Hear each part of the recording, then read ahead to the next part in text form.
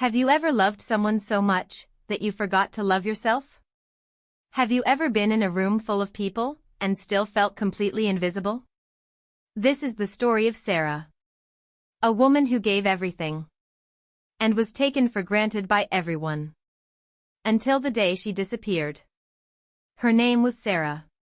And Sarah was the kind of woman the world takes for granted.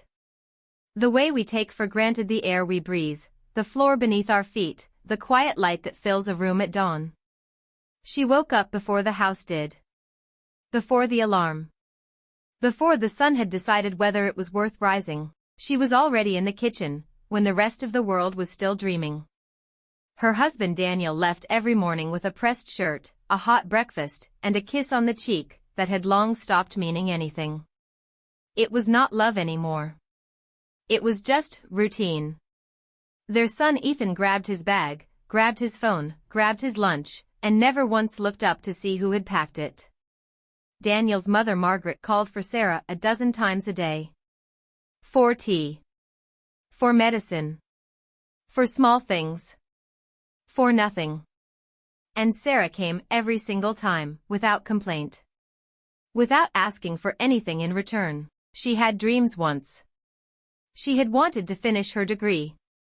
She had a sketchbook hidden under her side of the mattress, full of half-drawn landscapes, and poems she never got to finish.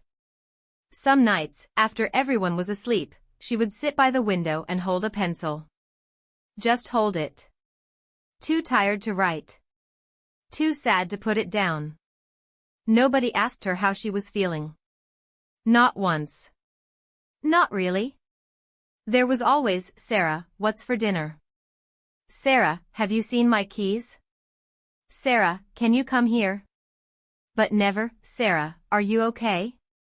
And so slowly, quietly, without anyone noticing, she stopped expecting to be asked. She smiled because it was easier than explaining. She stayed silent because silence had become her only safe place. And she loved, deeply, completely, invisibly, a love her family had come to treat like furniture. Always there. Never noticed. Stay with us. The story has just begun. Then one Tuesday morning, without a warning, without a scene, without even raising her voice, she was gone.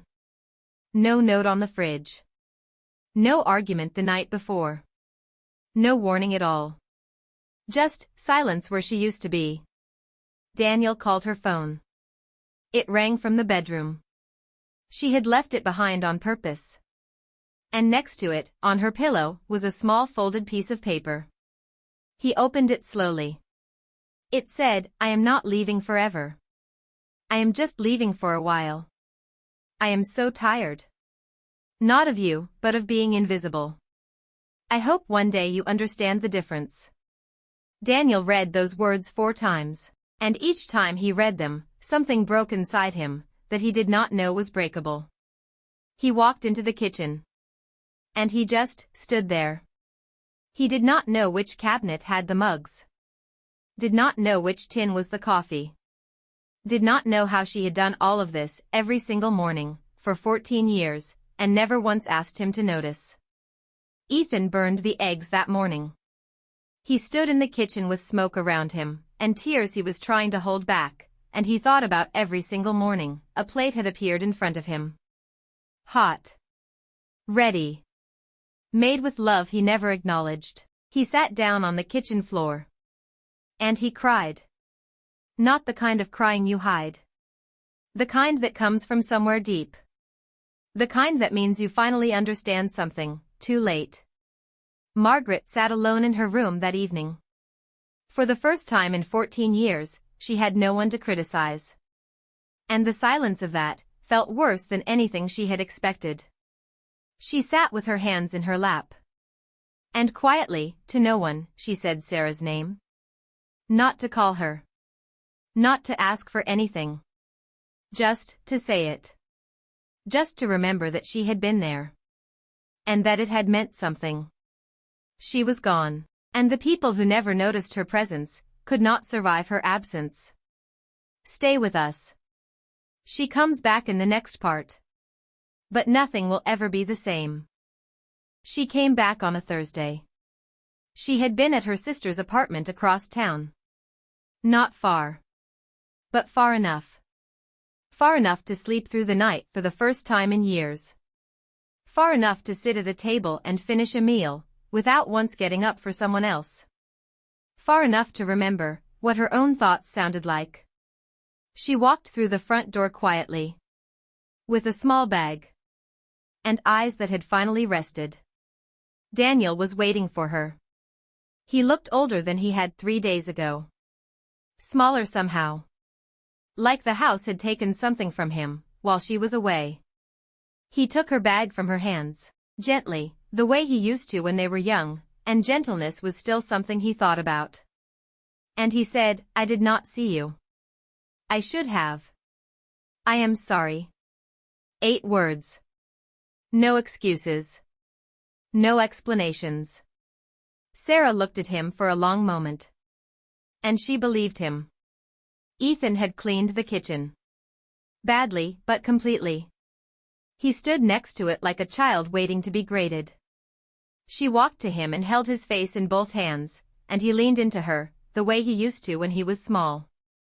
Before the world made him think that needing his mother was something to be embarrassed about. "Mom, please don't ever do that again." She smiled. The kind of smile that holds both sadness and love at the same time. "Baby, if you learn to see me, I will never need to." Margaret did not apologize with words. She was not built that way. But that evening, she moved along the sofa and made space. She had never done that before. And when Sarah brought her tea, Margaret held her wrist. Just for a moment. Just long enough. Some things are too big for words. Some apologies live in small gestures. A moved cushion. A held wrist. A silence that is finally full of something. That night, Sarah sat by her window. The house was quiet. But it was a different kind of quiet now. Not the quiet of being ignored. The quiet of being held. She picked up her pencil. And for the first time in years, she drew. She drew the window in front of her. The uneven light coming through it.